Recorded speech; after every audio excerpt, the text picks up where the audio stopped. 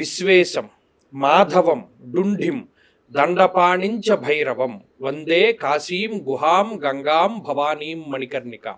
ఇందులో విశ్వేశం అంటే విశ్వనాథుడు, మాధవం అంటే బిందు మాధవుడి యొక్క దేవాలయం ఉంటుంది. పంచగంగా ఘాట్కి పైన బిందు మాధవుడి గుడి ఉంటుంది. అది చాలా విశేషమైనటువంటి క్షేత్రం. దానికి పక్కనే మన గోదావరి జిల్లా వాసి అయినటువంటి 3 సంవత్సరాల కాలం జీవించి ఉన్నటువంటి త్రిలింగ స్వామి వారి యొక్క మఠం కూడా అక్కడ దగ్గరలోనే ఉంటుంది. అది మాధవం. డుంఢిం అంటే డుండి గణపతి. దండపాణి, ఇక్కడ కాశీ క్షేత్రంలో ఎవరైనా ఉండాలి అన్నా, ఎవరినైనా బయటికి పంపించేయాలి అన్నా సంభ్రమ విభ్రమలు అనేటువంటి 2 ఆయుధాలని ధరించి, సంభ్రమము అంటే వీడికి కాశీ క్షేత్ర వాసం ఆ యోగం పట్టింది, వాడికి ఆలోచన కలిగించి లోపలికి రప్పిస్తాడు. విభ్రమలు అంటే వీడి కాశీలో ఉండే యోగ్యత లేదు, పోయింది, తరిమేస్తాడు. దండపాణికి ఆ యొక్క ప్రాముఖ్యత, అంత గొప్ప శక్తి ఉన్నది. ఆయన ఒక యక్షుడి కుమారుడు, పరమశివుడు ఇచ్చినటువంటి వరం అటువంటిది ఆయనకి. దండపాణించ భైరవం. భైరవం అనేసరికి కాలభైరవుడు గుడికి వెళతారు, కానీ అక్కడ మనకి రురుశ్చండో అసితాంగశ్చ కపాలీ క్రోధనస్తదా ఉన్మత్త భైరవస్తద్వత్ క్రమాత్ సంహార భీషణం అని అష్టభైరవుల యొక్క దేవాలయాలు ఉన్నాయి. అష్టభైరవుల్లో ఉన్మత్త భైరవుని దేవాలయం మన తెలుగు వాళ్లే కట్టారు. అంటే తెలుగు ఆయన పేరే ఉంటుంది అక్కడ. అలా అష్టభైరవుల్ని చూడగలగడం. వందే కాశీం గుహాం గంగాం. కాశీ క్షేత్రము అంటే జ్యోతి. కాశీ అనగా జ్యోతి, ఒక వెలుగు. గుహాం అంటే ఏంటి అంటే జైగీషవ్య మహాముని అనేటువంటి ఒక మహాముని ఉంటారు. ఆ జైగీషవ్య మహాముని ఒకానొక సందర్భంలో శివుడు కాశీని వదిలిపెట్టి వెళ్ళిపోతే తిరిగి ఆయన కాశీకి వచ్చేంత వరకు ఒక గుహలో కూర్చుని తపస్సు చేస్తాడు. ఇప్పుడు మహానుభావుడు ఆయన సామవేదం షణ్ముఖ శర్మ గారు శివరహస్యం అనే ఒక పుస్తకాన్ని రాశారు. దాంట్లో జైగీషవ్య మహర్షి యొక్క ప్రస్తావన తీసుకొస్తారు. జైగీషవ్య మహాముని చాలా గొప్పవాడు, శివుడికి అత్యంత ప్రీతి కలిగించేటువంటి పనులు చేసేటువంటి వాడు, పరమశివ భక్తుడు, పరమశివుడికి ఇష్టమైనటువంటి వాడు. ఆ గుహలో తపస్సు చేస్తాడు. అక్కడే ఆ గుహని దర్శించాలి అన్నాడు. ఆ గుహ దగ్గరే గంగ ఉంటుంది. మామూలు గంగ వేరు, ఈ గుహ దగ్గర ఉండేటువంటి గంగ వేరు. గుహాం గంగాం అన్నారు. అలాగే భవానీం, కాశీ క్షేత్రంలోనే అన్నపూర్ణాదేవి గుడి దాటి, అన్నపూర్ణాదేవి గుడిలోనే కొంచెం లోపలికి వెళ్ళిన తర్వాత భవానీ మాత యొక్క విగ్రహం ఉంటుంది. భవానీ అంటే అన్నపూర్ణాదేవి గుడిలో ఉండేటువంటి ఆవిడ. అది చాలా మందికి తెలియదు, వెళ్ళి చూసి వచ్చేస్తారు. అలాగే ఈ అన్నపూర్ణాదేవి దేవాలయంలోనే ఒక పక్కన ఒక లింగం ఉంటుంది. ఆ లింగం పైన శ్రీచక్రం ప్రతిష్ఠితమై ఉంటుంది. ఆ లింగాన్ని కూడా ఎవరు ప్రతిష్ఠ చేశారు? బహుశా భాస్కరాచార్యులు వారు ఎవరో ప్రతిష్ఠ చేసినటువంటి లింగం. ఆ లింగం కూడా చాలా విశేషమైంది. మనం ఇవన్నీ చూడలేము, వెళ్ళిపోతాం, వచ్చేస్తాం. నేను వెళ్ళాను, అలా వెళ్ళామా, దర్శనం చేసుకున్నామా, పిండ ప్రదానం ఏదో చేసామా, వచ్చేసామా. అలాగే చివరాకరణ మణికర్ణికాం. మణికర్ణికాం అంటే ఘాట్లో స్నానం చేసేటువంటిది ఒకటి. దీని లోపల మణికర్ణికేశ్వరుని యొక్క దేవాలయం ఉంటుంది. అక్కడే చక్రతీర్థం ఉంటుంది. ఆయన ఎలా ఉంటుంది అంటే మామూలుగా ఇలాగే వెళ్తాం గుడికి, కానీ 4 అంతస్తుల లోతులో ఉంటాడు ఆయన. ఇవి బేసిక్ గా కాశీలో చూడవలసినవి. అసలు ఇందులోనే చాలా మంది చాలా చూడరు అసలు. ఇంకా ద్వాదశాదిత్యుల దేవాలయం, మామూలుగా శివుడికి పానపట్టం అని ఉంటుంది, అది ఉత్తరం వైపే ఉంటుంది ఎప్పుడు కూడా. కానీ లోలార్కుడు అనేటువంటి ఒక దేవాలయం, లోలార్క కుండం అని ఉంటుంది. అక్కడ ఏం చేస్తారు, సంతానం లేనటువంటి వారు వెళ్ళి అక్కడ స్నానం చేసి కొంత చేయవలసినటువంటి ప్రక్రియలు ఉంటాయి. ఆ లోకల్ గా పెద్ద ఉత్సవం చేసుకుంటారు. సంతానం లేనటువంటి వారు ఇక్కడ చేసి స్నానం చేసి ఆ బట్టలన్నీ అక్కడ వదిలేసి మళ్ళీ పైకి వచ్చిన తర్వాత వాళ్ళకి సంతానం కలుగుతుంది. అప్పుడు ఈ సంతానాన్ని తీసుకెళ్లి మళ్ళా లోలార్క కుండం దగ్గర కొన్ని విశేషమైనటువంటి కార్యక్రమాలు చేసుకుంటారు. ఈ లోలార్కుడు అంటే సూర్యుడు ఒకానొక సందర్భంలో కాశీ క్షేత్రంలోకి వచ్చి ఆయన మనసు లౌల్యమైనటువంటి ప్రాంతము. ఇక్కడ పానపట్టం తూర్పుకు ఉంటుంది.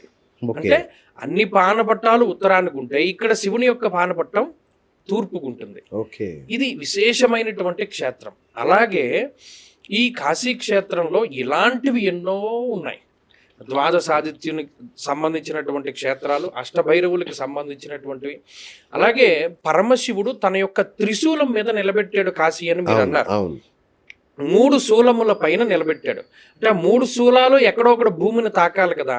ఆ 3 శూలాలు భూమిని తాకినటువంటి ప్రాంతాలు, ఒకటి ఓంకారేశ్వర లింగం, ఓకే. మనం మన ఇంటర్వ్యూలో ఒకసారి రుణ విమోచనేశ్వరుడిది లింగం గురించి చెప్పాం. అవును. చాలా మంది నాకు ఫోన్ చేశారు. అది వాళ్ళకి ఎవరికి కనబడలేదు, మరి వాళ్ళకి ఆ ప్రాప్తం లేదో ఏంటో తెలియదు. అవునా? ఈ ఓంకారేశ్వర లింగం పక్కనే ఉంటాడు ఆయన, ఓకే. రుణ విమోచనేశ్వరుడు. అది ఆయన అప్పుల బాధలు తీరడానికి అక్కడ అభిషేకం చేసుకుంటారు. ఆత్మవీరేశ్వరుడు మగ సంతతి కలగడానికి అక్కడ అభిషేకం చేసుకుంటారు. ఈ శివుడి యొక్క త్రిశూలాల్లో ఒక శూలాగ్రం పైన ఓంకారేశ్వరుడు లింగం ఉంటుంది.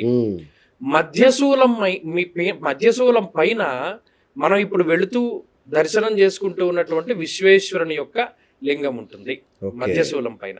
ఈ చివరి శూలం పైన కేదారేశ్వరుని లింగం ఉంటుంది. అది మనకి ఆ పాయింట్లు అందుకనే అంత ముఖ్యం. చాలా మంది ఏమంటే మేము కేదార యాత్ర చేయలేకపోతున్నాం, కేదారేశ్వరుని చూడలేకపోతున్నాం అంటే, ఈ కాశీఖండంలో ఒక మాట చెప్పాడు. ఫలానా రోజున ఫలానా సమయంలో ఎవరైతే కేదారేశ్వరుని కాశీలో దర్శనం చేస్తారో వారు 21 సార్లు కేదారేశ్వరుని అక్కడ చూసినటువంటి పుణ్యం వాళ్ళ ఖాతాలో వేస్తారని. ఇలాంటివి కాశీలో చాలా ఉన్నాయి. అలాగే నవగ్రహాలు ప్రతిష్ఠ చేసినటువంటి లింగాలు, ఉదాహరణకి చంద్రుడి లింగం ఉంటుంది, వెండి లింగం ఉంటుంది, చంద్రకూపం ఉంటుంది. మానసిక సమస్యలు ఉన్న వాళ్ళు ఆ నీళ్లు తీసుకుని జాగ్రత్త పెట్టుకుంటారు. అలాగే కుజుడు ప్రతిష్ఠించిన లింగం ఉంటుంది. అలాగే రాహుకేతువు లింగాలు ఉంటాయి. నవగ్రహ లింగాలు ఇక్కడ కాశీ క్షేత్రంలో నవదుర్గలు ఉంటారు. అలాగే 12 ఆదిత్యులు ఉంటారు. మళ్ళనేమో 12 జ్యోతిర్లింగాలు ఉంటాయి.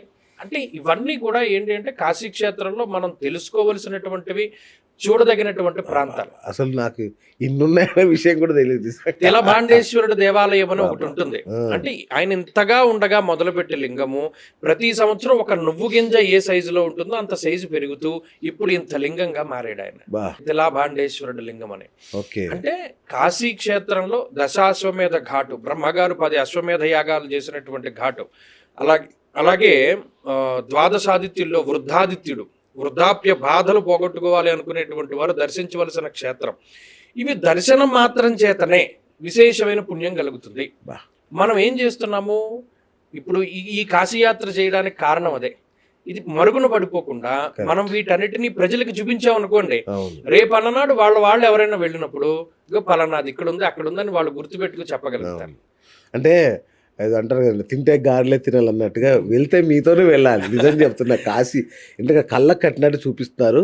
ఇంకోటి మీరు అన్నట్టుగా 9 రోజుల యాత్ర సరిపోదు. నిజం 9 నెలల యాత్ర చేయాల్సింది అలా ఉంది మీరు చెప్పి. చాలా మంది మన వాళ్ళు అక్కడ ఇల్లు తీసుకుని ఉంటారండి. అవునా? అయితే మనకి 9 రోజుల్లో సరిపోతుంది.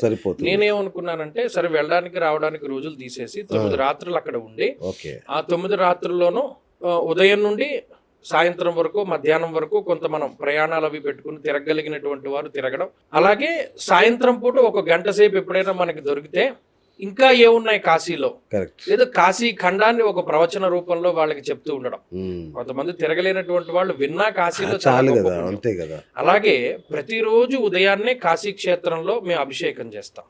చక్కగా వీరందరూ కూడా ప్రత్యక్షంగా వారి చేతులతో వారే అభిషేకం చేసుకోవడంతో దినచర్య ప్రారంభం. ఎలా ప్రారంభం అవుతుంది? ఉదయం లేవగానే గంగా స్నానం సంకల్పపూర్వకంగా చెప్పుకుని స్నానం చేసిన తర్వాత బట్టలు మార్చుకుని పైన ఉన్నటువంటి లింగానికి అభిషేకం చేసుకుని అప్పుడు మన రోజు ప్రారంభం చేస్తాం. సో మీరు వాళ్ళతోనే ఉంటారు?